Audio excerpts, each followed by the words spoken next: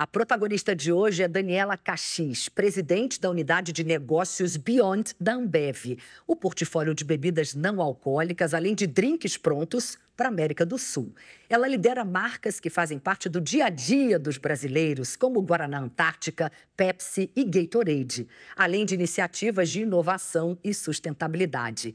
Daniela é uma executiva que está transformando um dos segmentos mais estratégicos da empresa. Tem mais de 20 anos de experiência liderando negócios em multinacionais de bens de consumo, como Unilever, Heineken e PepsiCo. Hoje, ela combina visão de negócios e sensibilidade para estar à frente de um mercado altamente competitivo. Também integra o Conselho Consultivo do Grupo Boticário e o Conselho de Marketing do INSPER. Dani, um prazer ter você aqui com a gente no quadro Protagonistas. Que bom que deu certo. Deu certo. Deu muito certo. Feliz, Cris, eu também. Feliz. A minha primeira pergunta é sempre a mesma para todas vocês. Quem é Daniela Caxis? Nossa, eu vou falar em uma frase, que foi uma frase que marcou muito quando eu a conheci, de um escritor que chama Isaac Magese, que ela é uma bailarina que aprendeu a dançar conforme o caos. Olha, que frase maravilhosa! E eu fiz balé durante 15 anos na minha vida, e eu acho que quando eu vi essa frase, eu falei, sou eu! Assim, pensando na minha vida, eu falei, sou eu. Mas a Daniela é mais que isso, né? Eu tenho uma filha de 17, um filho que vai fazer 14 agora.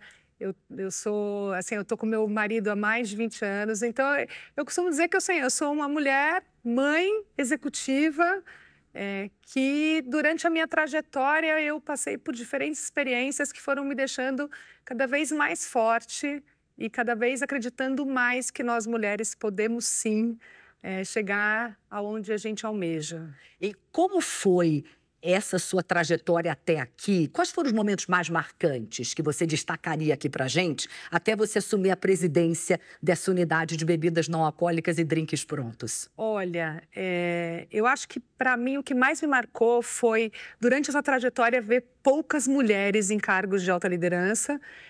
E aí você se pergunta, será que eu posso? Será que existe um lugar ali? E conforme eu fui crescendo na minha carreira, eu fui vendo mais mulheres. Eu fui vendo mais mulheres chegando, mulheres que acho que nem sabem que elas me impactaram e me inspiraram.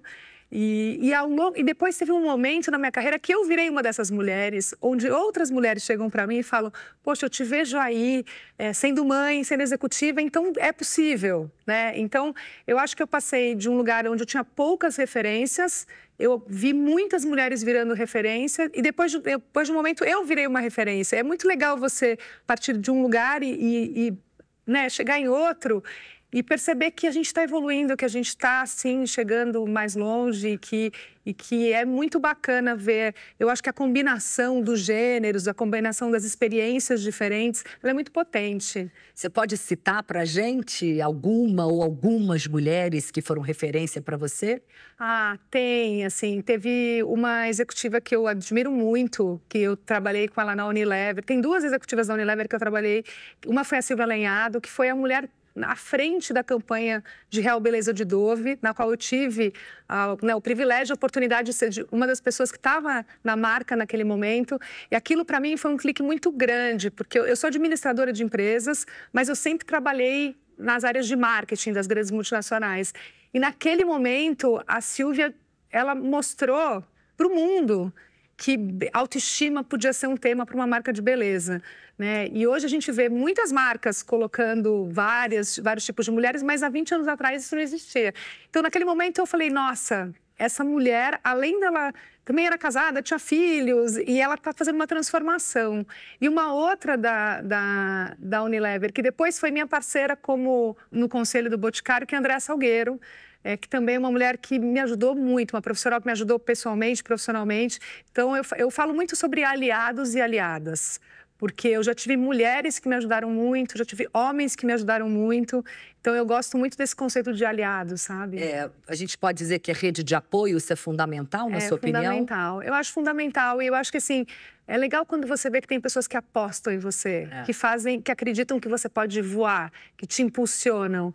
E eu encontrei muitas pessoas assim no caminho. Encontrei homens, encontrei mulheres, e eu tento ser assim também para outras pessoas que estão chegando e que estão me encontrando no caminho, sabe? Você sempre soube que queria trabalhar com marcas de bens de consumo ou foi algo que surgiu ao longo do percurso?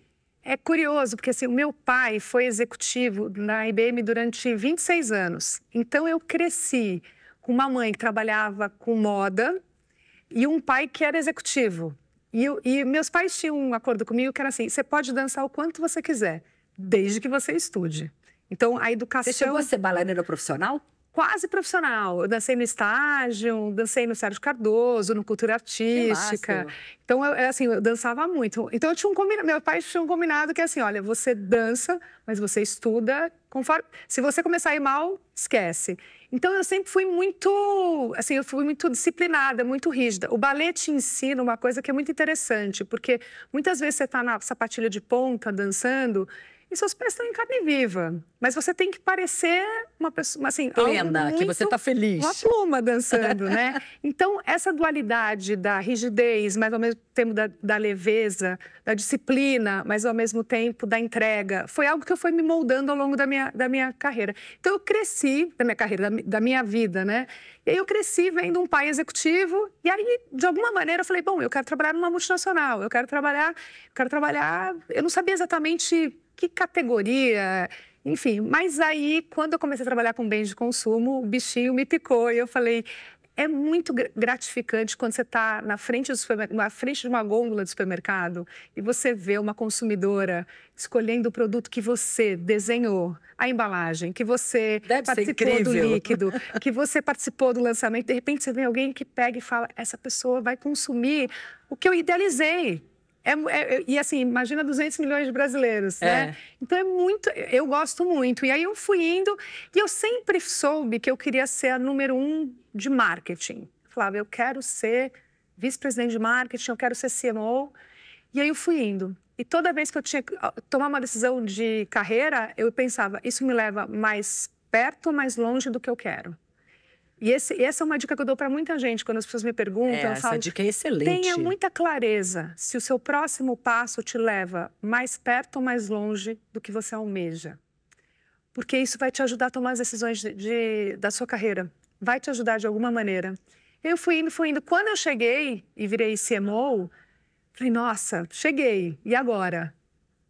E aí depois eu falei, mas agora acho que eu quero mais. E eu acho, a palavra ambição, eu acho muito poderosa, sabe? Às vezes a gente olha para a palavra ambição de uma forma negativa. É ambicionar algo maior, é querer mais. E aí eu falei, não, acho que agora eu quero mais. E aí foi muito bacana, aos 47 anos, hoje eu estou com 51, o Jean Gereissati, que na época era CEO da Ambev, me convidar para me juntar à Ambev, assim, uma companhia que eu sempre, tendo feito administração e sendo brasileira, a gente sempre olha para a Ambev como uma referência, né? E, de repente, eu achei muito interessante porque eu estava com 47 anos, e às vezes a gente acha que quando a gente está perto dos 50, nossa, estou perto dos 50. Não, essa companhia está me chamando para justamente eu ser presidente de uma divisão que vai liderar a inovação, que vai liderar tendência. Então, para mim, é quase como... Talvez, acho que eu nunca falei isso, mas eu acho que a Ambev não imagina o quanto ela injetou de energia para mim, quando eu estou chegando na metade da minha vida, para poder ficar muitos anos trabalhando com isso. Assim, ela me relembrou o quanto eu amo trabalhar com isso. Você está com brilho no olhar. Falando disso, eu também fico quando eu falo do meu trabalho. Mas E é muito bom trabalhar com o que a gente ama e no que a gente acredita. Sim, sem dúvida nenhuma. Sim. Aí, puxando algo que você falou, inovação, tendência fundamental. Mas você trabalha com marcas icônicas. A gente está falando de Guaraná Antártica, a gente está falando de Pepsi, a gente está falando de Gatorade, de drinks prontos, que são muito conhecidos também. Como equilibrar essa tradição de marcas tão fortes com inovação e com tendência? Essa é uma boa pergunta, porque, assim, Guaraná tem mais de 100 anos. Sim. Guaraná Antártica tem mais de 100 anos. Eu acho que é uma combinação entre tudo que eu sei até hoje com um time que é muito plural e que vem de diferentes lugares e que não vem só de São Bento, de São Paulo, vem de diferentes lugares do Brasil, com diferentes faculdades, experiências de vida que me ajudam a manter o pulso do que está acontecendo. Eu acho que é uma combinação disso. Então, minha experiência, um time bastante plural e eu vou muito para a rua, Cris. Eu vou muito para a rua. Eu faço muita visita em supermercado, eu faço muita visita em bar. É pesquisa para você. Eu vou com os times de venda do Brasil inteiro ver quem está consumindo a gente, como que está a nossa execução no ponto de venda, como que está o nosso preço, se a gente pode melhorar ou não, se tem uma embalagem que não aparece tanto no ponto de venda, como é que a gente melhora ela. Então, eu acho que assim, estar na rua com a equipe de vendas, com a equipe que está executando, com quem está ali na ponta, é muito importante. A gente assiste, às vezes, o mundo através de muitas lentes. E eu acho que quando eu estou ali, ninguém me contou. Eu estava lá, eu vi. E eu crio conexão, as pessoas me contam o que está acontecendo, eu fico muito mais antenada. E é muito interessante, porque às vezes você está num bar e você faz uma pergunta, a pessoa te responde com um monte de insights.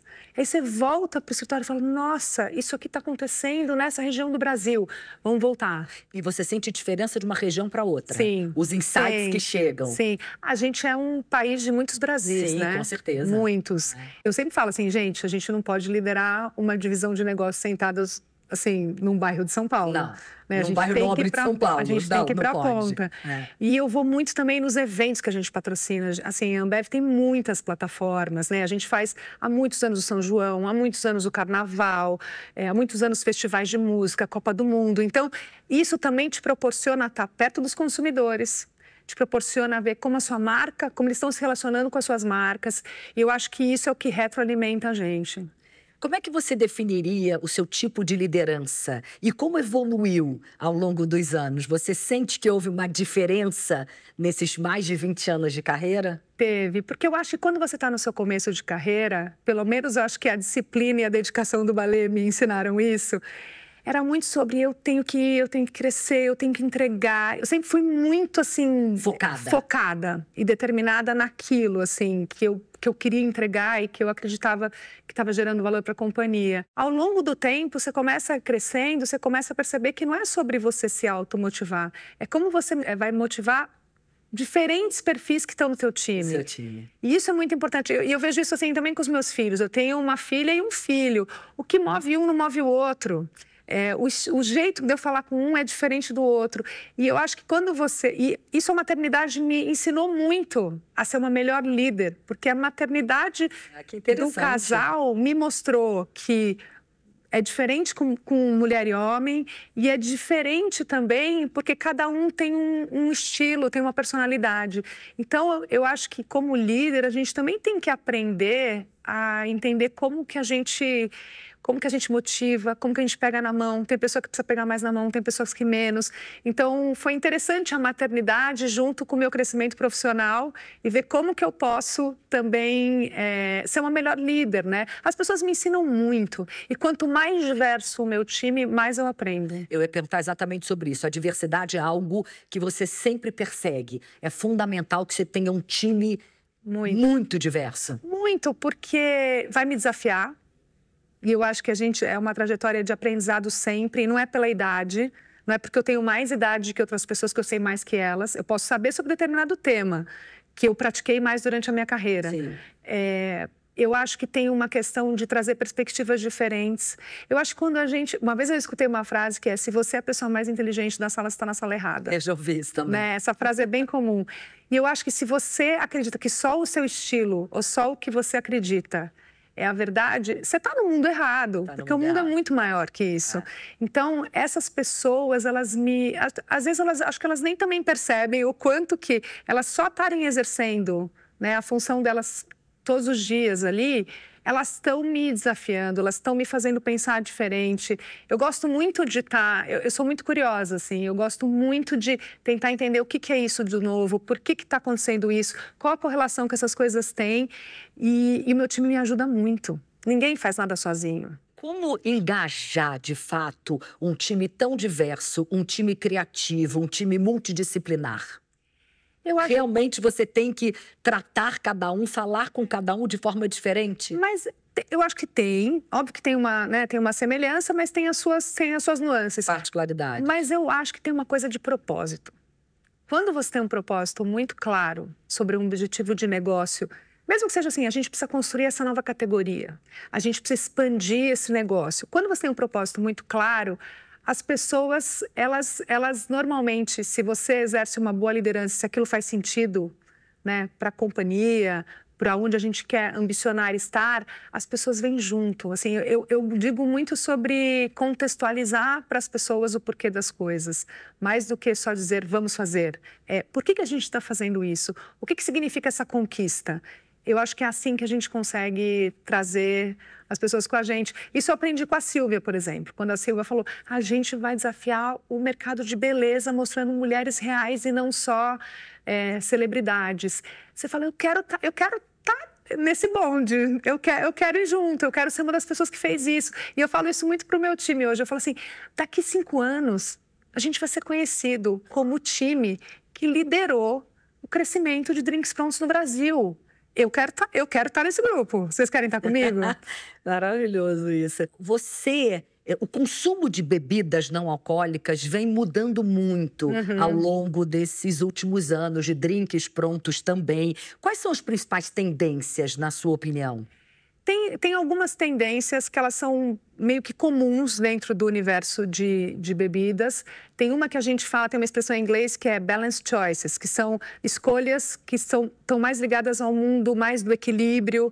Então, a gente tem hoje, dentro da companhia, a gente tem, por exemplo, Guaraná Zero e Pepsi Black crescem números altíssimos de 2 dígitos, porque as pessoas estão fazendo uma escolha onde elas querem continuar tomando refrigerante, mas elas não querem ter a ingestão do açúcar. Isso é em todas as idades ou é algo mais geração Z? Não, acho que é em geral, assim, quando a gente olha, obviamente você pode ter uma nuance, mas assim, em geral, para ter o crescimento que tem, não pode ser só uma fatia. A gente, por exemplo, dentro do universo de cerveja, que não é a divisão que eu atuo, mas a gente tem Stella Pure Gold, que é uma cerveja sem glúten, uma cerveja com menos caloria. Então, hoje eu sinto que o consumidor ele está querendo fazer escolhas e está buscando equilíbrio. Então não é, ele quer continuar consumindo, mas ele quer ter as escolhas, os equilíbrios. A gente vê o crescimento de cerveja zero também crescendo muito. A gente acabou de lançar a Gatorade Zero, porque tinha muita gente que queria consumir e não queria com um pouco de açúcar que o original tem. Então é interessante ver as pessoas querendo opcionalidade. Que eu vou continuar na categoria, mas eu quero ter opção de quando eu quero com álcool, quando eu quero sem álcool, quando eu quero sem açúcar ou quando eu quero com açúcar. Essa é uma tendência que está acontecendo muito. Dar cada vez mais opção para o público de vocês. É o nosso papel. Para o consumidor. Se a gente for focado no consumidor e entender quais são as dores, quais são os desejos, a gente vai desenvolver um portfólio, né, para que cada pessoa no Brasil possa ter uma Ambev para chamar de sua. E aí eu acho que vem o papel da inovação, onde a gente testa quais são os sabores que as pessoas estão mais buscando, quais são os tipos de funcionalidade no produto que elas estão mais buscando. Então, acho que hoje o consumidor ele cocria com a gente, né? A gente tem uma série de ideias, a gente testa com o consumidor, a gente volta. Então, eu acho que tem um pulso de entender o que está acontecendo e como que a gente pode ir mantendo o nosso portfólio relevante e trazendo inovações que vão perpetuar a relevância do portfólio. Você é uma mulher, líder, presidente dentro de uma empresa, de um segmento, não só a Ambev, um segmento como um todo, que é majoritariamente masculino, tem muito mais homem do que mulher. Queria te ouvir sobre as principais barreiras pelas quais você passou e como você fez para superá-las. Eu imagino que você tenha já entrado várias vezes numa sala em que você era a única mulher. Sim, várias vezes. Mas você sabe que eu acho que não te intimidava, não? Sim e não. Tá. Eu acho que toda vez que você é a primeira pessoa a sentar numa cadeira onde tem uma homogeneidade, já gera um estranhamento. Então, acho que tem um estranhamento para a audiência e um estranhamento para você. Mas eu pensava assim, se alguém tem que sentar nessa cadeira, que seja eu. né? E eu acho que isso liga muito com o nome, né, desse programa, protagonista. Porque muitas vezes é sobre você ser a primeira a sentar ali. Eu acho que eu acho que um dos maiores desafios é o peso que você carrega nas costas pelo fato de você ser a primeira e você ter que dar certo. Porque se você é a primeira e você dá errado, você de alguma maneira coloca nas suas costas o peso de que então uma mulher não deu certo. E eu acho isso muito duro para as mulheres. Então, é menos sobre o contexto e é mais sobre o peso que eu automaticamente levava quando estava numa posição assim. E eu te digo Se cobrando muito. eu acho que as mulheres se cobram bastante, assim. E eu acho que, às vezes, a gente tem que se provar 3 vezes mais do que se a gente não fosse mulher, assim, naquele contexto. Mas eu vejo também, Cris, uma evolução tão grande. Eu vejo uma evolução, assim, eu vejo aliados de verdade, assim, gestores que escolhem colocar uma mulher para justamente ter a diversidade no time e também oferecem a elas o suporte que elas precisam ter para justamente conseguir, assim, passar por essa pressão que a gente tem com a gente mesma, né? Eu me lembro quando eu fui convidada para ser conselheira do Grupo Boticário e era, né, minha primeira vez como conselheira. Nossa, eu tinha uma pressão tão grande em mim, porque eu queria mostrar que uma mulher sentada naquele conselho iria funcionar. E aí, o dia que eu falei, Daniela, você chegou até aqui, você sabe o que você está fazendo, seja você, seja autêntica e traz todo o teu conhecimento para a mesa. Melhorou muito, mas melhorou para mim. E aí, consequentemente, se eu estou bem, eu consigo mostrar meu full potential. É difícil você colocar todo o seu potencial quando você está se sentindo insegura.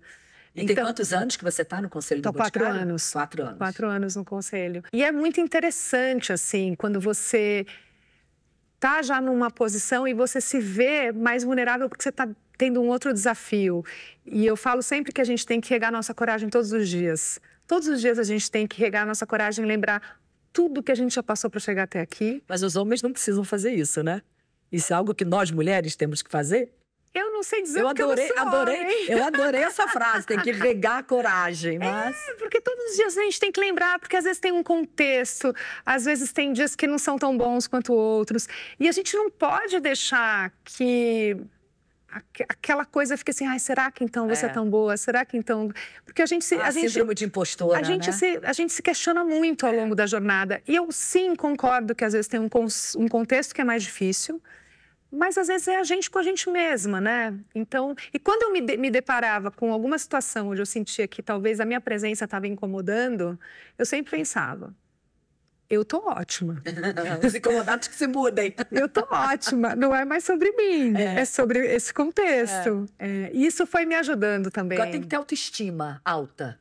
Não? Não é sempre que a gente está. Não é. Não é. Autoestima alta. Mas é aí que eu acho que a gente tem que ter aliadas e aliados que a gente possa chegar e falar, pô, hoje tá duro. E a pessoa vira e fala assim, cara, lembra tudo que você já passou para chegar até aqui. Cima. Sabe? Assim, o meu maior aliado é meu marido. Meu maior aliado. Também. Meu maior aliado. Assim, às vezes eu chego em casa, converso com ele, aí ele passa o filme, na minha frente e eu falo, vamos lá. E é bom, e eu faço isso com ele também, tá? Assim, porque eu acho que tem muitos homens também que às vezes estão numa situação difícil e tem que ter alguém também ali para dar uma empurrada, mas eu sinto que... E a gente ainda conversa com amigas, eles menos, né? Então, enfim, pelo menos o meu. Então, a gente vem, assim, e é interessante ver que, por exemplo, como eu tenho um casal, e o meu marido também é executivo, e aí eles veem a mãe e o pai sendo executivos, na cabeça deles, mulher e homem é igual. Ai, que massa. Porque a gente acaba mostrando isso dentro de casa, né? Então, eu vejo que temas que talvez eram uma questão para mim e para o meu irmão, embora a gente tenha tido uma criação onde a gente sempre foi impulsionado a que todo mundo é igual, vamos nessa, mas eu vejo o quanto para eles já é muito mais natural, né? E isso me ajuda também, porque eu acho que reforça para mim que o fato de eu trabalhar e de eu estar... Eu sou uma mãe melhor porque eu trabalho. Isso também é uma coisa que... Às vezes, é uma líder melhor porque você é mãe. E sou uma líder... Exato. Então, assim, eu acho que tem uma combinação. Quando as pessoas perguntam assim, mas dá para ter os dois? eu falo, não é fácil, não é simples, mas é possível. Então, eu acho que isso também foi me ajudando ao longo da minha trajetória e, obviamente, tive também um suporte muito grande dos meus pais em falar, vai lá, vai, né? Que eu acho que isso ajuda muito também. Concordo, eu também tive. Dani, nosso tempo está acabando, infelizmente, podia ficar horas aqui conversando com você, e eu sempre acabo com a mesma pergunta para todas vocês. O que significa ser protagonista da sua própria vida? Essa pergunta, sabe que essa pergunta é uma pergunta que você fala assim, meu Deus, como é que eu vou responder? Mas eu acho que ser protagonista é justamente, às vezes, ser a primeira mulher a sentar naquele lugar, a primeira mulher a falar sobre temas que talvez não eram tão falados, ter coragem de endereçar temas e colocar temas na mesa que historicamente a gente não viu quase, assim, poucas pessoas fazendo. Eu acho que isso é ser protagonista, é você acreditar nos seus valores, acreditar, assim, em você e seguir adiante, assim. Eu acho que isso sabe aquela coisa de para frente, um farol, assim. Eu sempre tento pensar como que eu posso ser um farol. E você é, de fato. Obrigada. Obrigada a você, é uma delícia te receber aqui. Muito obrigada. Obrigada. Adorei.